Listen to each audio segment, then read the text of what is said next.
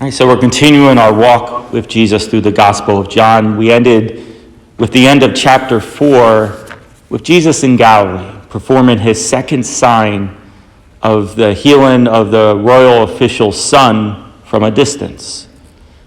And now we continue the story at the very beginning of chapter 5. Obviously, some time must have elapsed because now we're back in Jerusalem. Jesus will make 3 journeys to Jerusalem in the Gospel of John, compared to 1 in the Synoptics. This is where we get the idea that Jesus had a 3-year ministry. He went to Jerusalem 3 times for the Passover feast. But in this case, we're not told what feast it is. It's just that it's the Feast of the Jews. It's because John wants to tell us that Jesus is Lord over something else. And so we're in Jerusalem, and we're at the sheep gate of the temple. This would have been the portion of the temple where the sheep would have been escorted in. This is where you would have bought your sheep. And in it, there's a pool called Bethsaida. Think of a long rectangle pool, all right, and 5 porticos. So we have the 4 that are enclosed around the pool. Okay, so a portico is like a hallway that's 3 sides of it is walled up. But then the one side, the side facing the pool, would have columns. And so that would be where the openness would be. So this is around the pool. Okay, think of a rectangle. You say, well, that's only 4 porticos. Where's the 5th one? The 5th one's in the middle, dividing the pool into 2 halves. There's your 5 porticos. Okay? And so gathered there are a bunch of, as John tells us, the ill, the blind, the lame, the crippled, because the pool was believed to have healing powers. And so we're walking with Jesus, and sure enough, he sees one, probably well known, because he's been there for 38 years. It's kind of interesting how John remembers that number, 38, right? Makes an allusion to Deuteronomy chapter 2.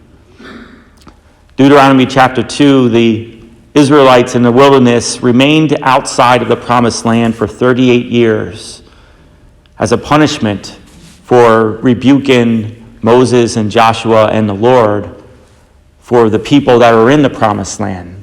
They're big, they're giants, and they were afraid. And they cursed Moses and God because they believed that God led them out to be slaughtered by these people. They didn't trust in the Lord. And so they waited 38 years until the new generation rises up. So 38 years of victimhood. This is what this guy's kind of getting at here, where, sometimes we don't want to get well. Maybe it was easier for the man just to be a beggar instead of working, getting his income from people who are tossing him money as he's lying there. Who knows? But 38 years. And then Jesus says, rise, take up your mat, and walk. But we're scratching our heads because this is a Sabbath. We don't know much about the Sabbath. All we know is we're not supposed to work, and there's a long list of things we can't do given to us by these leaders, by the Pharisees. Apparently one of those things is to pick up your mat and walk. It's work. It's a violation of the Sabbath. And so we're scratching our heads as to why Jesus would have them do this on the Sabbath.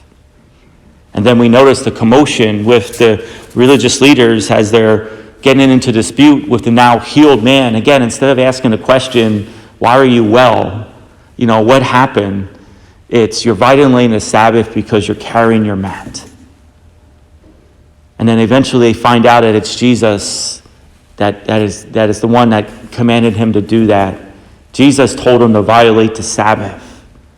And so at the end of the gospel story, we're told that now the persecution begins. Right here at the beginning of John chapter 5. But tomorrow, we're going to get more of this chapter. We're going to just continue on the story, starting with verse 17. And we're going to learn what the true meaning of the Sabbath is. Okay? Jesus is going to give it to us. So if you want that explanation, you have to come to Mass tomorrow. May God bless you.